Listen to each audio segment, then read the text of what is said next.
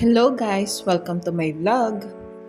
Samahan niyo ako ngayon para alamin kung ano ba ang pinagkaiba ng Birch 3 Fortified at ng Birch 3 Full Cream Milk. Disclaimer, the following products are not breast milk or formula milk substitute.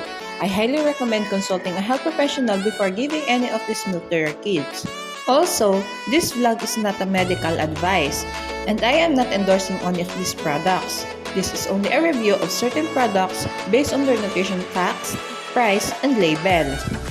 Tingnan na muna natin kung ano ang nakalagay sa label ng mga gatas na ito. Sa Birch 3 Fortified, ang nakalagay dun sa packaging niya ay Lakas Depensa Plus, which supports immunity, brain function, and bone health. Samantalang sa Birch 3 Full Cream Milk, ang nakalagay ay made with pure milk, no added sugar, no preservatives, no added fat. Dito naman sa nutrition facts, magbabase ako dun sa per serving.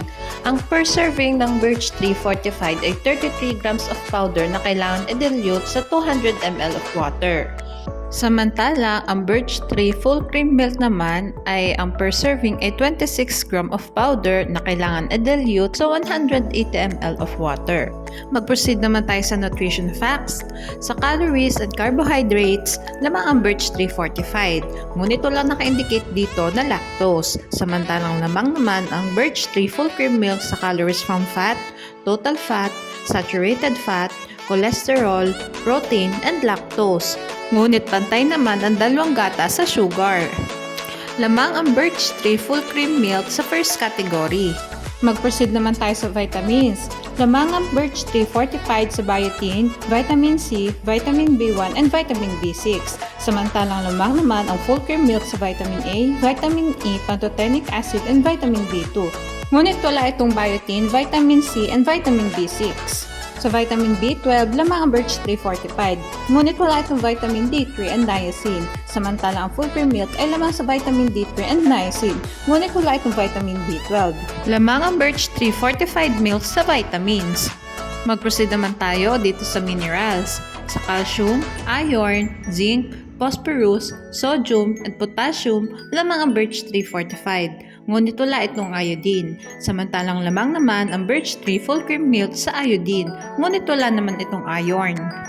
Lamang ang Birch 3 Fortified Milk sa minerals. Mag-proceed naman tayo guys sa price na parehas kung kinuha sa Lazada.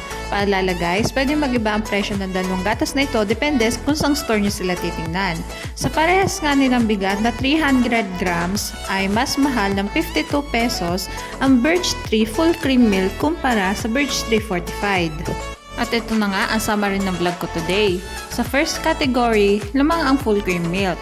Sa vitamins and minerals, lamang ang fortified milk. At mas mababa din ang presyo nito. Sa vlog nga na ginawa ko ngayon, nakita ko na ang Birch 3 Fortified ay may iron, biotin, B-complex at vitamin C. At mas mataas din ang calcium nito kaya mas nakakatulong ito sa immunity, brain function at bone health katulad ng nakasaad sa packaging. Kung ito naman ang gagamitin ng 4-year-old kong anak, hindi ko na siya para bigyan pa ng multivitamins dahil sa tingin ko ay kompleto na rin ito sa nutrients na hinahanap ko sa isang gatas. Tamang kain na lang ang kulang. Samantala, ang full cream milk naman ay may mga vitamins at minerals na nakakatulong din sa bata. At ayon sa packaging, wala itong preservatives, added fat, o added sugar. Meron din itong vitamin D3, iodine at niacin na wala ang fortified milk.